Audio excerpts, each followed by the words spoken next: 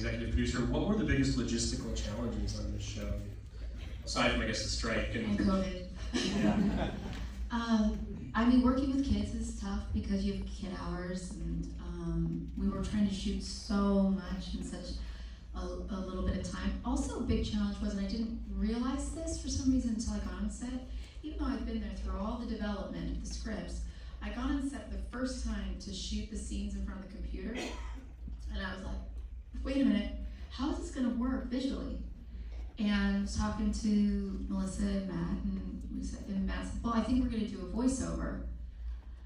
I stopped and said, let's just take a beat before we start filming, because that means a lot of this series, I'm typing, and a lot of the series means I'm just doing this. So can we just try it once where we'll shoot it like that, and then let's shoot it again and have me mumble what I'm saying, because it needs to be active. The journey I'm going through, especially with her avatar and Fleshy, she's super active, and she starts to unravel a little bit throughout the series. And thank goodness, it's when you work with great collaborators, they're willing to say, okay, we'll shoot it twice. And we did, and I didn't even have to go home. They realized, all right, we're gonna do the vocalizing of the lines.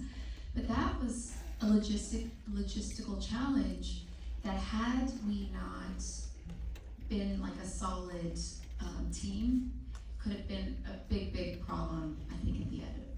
Things like that, like how do you act with a computer? How do you act with a screen?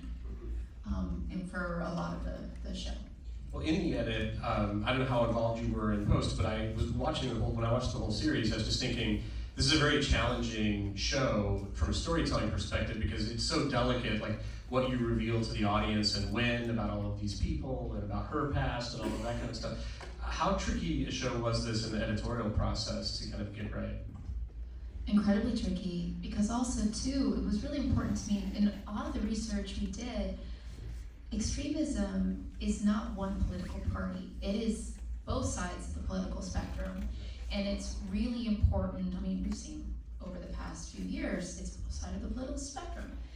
And it's important that the show not point any fingers and be lecturing.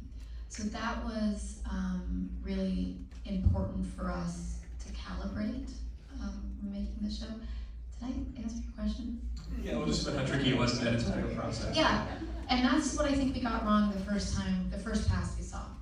Because when I saw it, I was like, no, we gotta pull it back. It felt, we needed to humanize the characters more. And I think the first pass, sometimes you just don't know. Like, it is someone who's deciding to hurt other people, not a good choice. So there was too many editorial decisions that were villainous rather than humanizing, and so we went back, and it's a very delicate thing to collaborate. Well, and by the time you're calibrate, yeah. Well, by the time you're calibrating that, you've been on the show for 5 or 6 years or something, living with this. So in terms of like having the objectivity about what's getting across and how hard it's landing, or if it's landing too hard, do you have like trusted collaborators that you show this stuff to, that you show different cuts to, or how do you figure out if it's working for an audience? I mean, Apple was an amazing collaborator. I'm about to work with them a lot next year, and it was because it was such an incredible experience. So they were amazing. But we also, it wasn't surprising to us. We saw it and we kind of were like, oh, that's not what we intended. So we need to go back and calibrate it in a different way. So in a few minutes we're going to watch Miss Sloan. Do you want to say anything to set that up for people or introduce it? I'm just curious, who here has never seen Miss Sloan before? Oh, this makes me so happy. This is why I chose it. They asked me what movie to choose. So you guys, I love this movie. Woo! I love this movie. And it came out in 2016, the weekend after Trump won, which was a disaster for the box office and for a political thrill about a woman in DC. And so it really was like a you know, I felt it's had some life online and on streaming, and I hear some comments from people who've seen it, but I love this movie. John Madden is he directed it. We worked together the first time on The Debt.